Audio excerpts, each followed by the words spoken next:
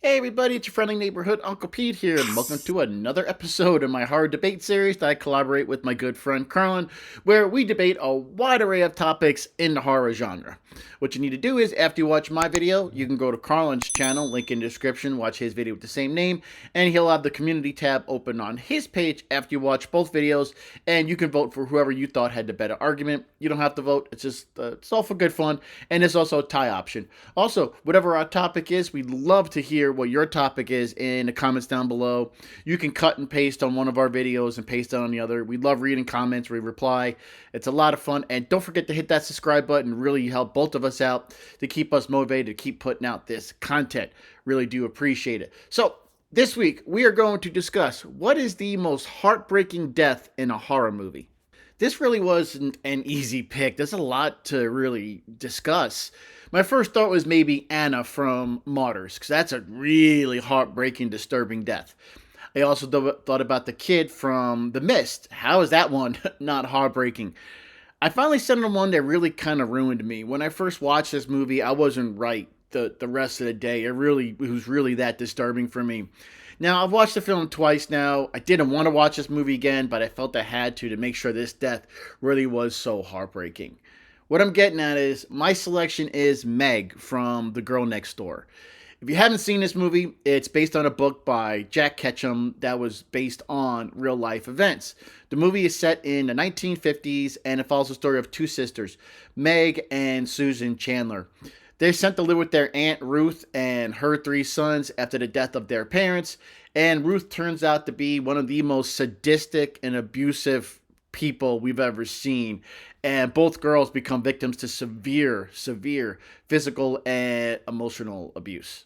I feel there are really good reasons for why Meg's death is particularly impactful and heartbreaking, and several reasons.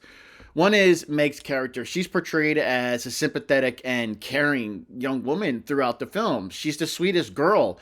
She's never rude, obnoxious, or mean to anybody, and you never stop rooting for her, or at least for her to get like a reprieve from her abuse. Watching her character in this film, you kind of develop an emotional connection with her because she's so innocent, and that really makes her death, I should say, more impactful and heartbreaking. Also, I think it's the realism of this movie that makes Meg's death so heartbreaking because this is based on real life events. I think definitely adds an extra layer of horror and emotional weight. So knowing that atrocities like this occurred in reality, I think it intensifies the impact of Meg's fate. You know, in most horror movies, the viewer, you can feel safe that from what you're watching, zombies can't happen, monsters, ghouls, ghosts, aliens, all that is pretty much, I know all of it, I say, is make believe.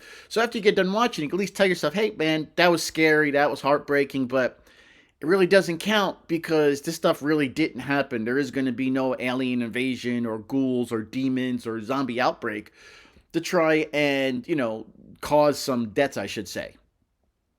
So that's not the case with Meg in The Girl Next Door. Her death is so heartbreaking because this happened. This really happened to a young girl, decades ago. I mean, there was no hero factor in this movie to take a sting away for how much her death hurt. No sacrifice saying a day, no act of love at the end, really.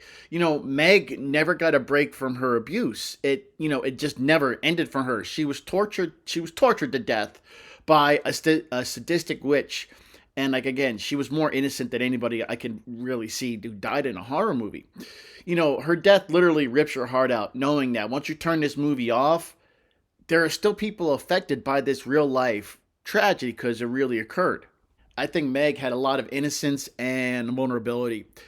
Her victimization really gets a strong emotional response from the viewer, and that makes it hit close to her home. Her death doesn't make you feel safe. If anybody so pure and innocent would have to live through torture like this, having no hope for an end to her pain and suffering. She did have an opportunity to run for help, but she couldn't leave her disabled sister, knowing that she would have to pay for Meg's escape. So that even was more torture on her. All she had left in her life after her parents died was her sister, and she would do anything to protect her from harm. There's a lot of injustice in this film. The circumstances surrounding Meg's death involve extreme cruelty, and just violence. This horror isn't from supernatural elements, but it's from the brutality inflicted by other people that's supposed to take care of Meg and her sister. She was starved, beaten, burnt, branded, mutilated, essayed. I mean, and it was even more embarrassing that while she was enduring all this torture, other kids were just standing there watching and partaking in it so they can feel part of the crowd with nobody really willing to help. I can't imagine how helpless that must have felt for Meg's character. I really can't even say in detail on here on YouTube all the things that she had done to her because it's just so horrific in this movie. Now, there's nothing to be happy about at the end of this movie. She was tortured to death. She died slowly and painfully. Her death wasn't quick. I think she was slowly dying for days until she took her last breath. Like, again, there was no redemption, no sacrificing, no saving, no smiles, no relief at the end of this film. Other than that, Meg would know her relief from no longer feeling pain anymore. I don't think I could ever watch this film again. It's not poorly made. It's a wonderfully made movie, brilliantly acted and directed. But damn, this it's just too disturbing. It really is disturbing. Her death leaves you more than heartbroken. It almost rips your heart out to the fact that you can't. It's not even broken. It's ruined. In ways. Her death is the most heartbreaking death in any horror movie I've ever seen. When you watch her, what you watch her go through the entire film itself is heartbreaking, and the fact that this movie is based on the real life of Sylvia Likens, I think it makes the heartbreaking aspect hit even harder, because the monsters in this movie were real. They existed. This stuff actually happened to a poor young girl, and when the movie is over, you can't tell yourself, like in make believe movies, like, man, at least this stuff can't happen. Because it did, and no one, you're just watching a character in a movie go through this torture, but again, I'll say it again, what makes that her death so really heartbreaking is this happened to a real life person, and I just can't help but make that connection. There's no safety here. It's not really make believe. Yeah, it is fabrications. It's based on real life events, but I was unfortunate, I should say. I looked up the real life events of Sylvia Likens, and the movie was pretty accurate. What happened to the poor girl? Obviously, Sylvia Likens' death was heartbreaking, but I'm just talking about Meg's death. But the fact that they're connected, it was based on the life of Sylvia, makes it really heartbreaking. You watch this movie, you just don't feel good about anything. And yeah, you need to watch maybe some stuff on Comedy Central or some good old cartoons or sitcoms to lighten your spirits after watching this movie, because it really just leaves you gut wrenched and heartbroken.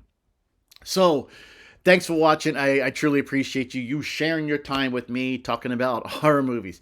Now, if you haven't done so already, please go to Carl's channel, link in the description. Find out what his selection is for the most heartbreaking death in a horror movie. And if you'd like, you can go to the community tab on his page and vote for who you thought had the better argument.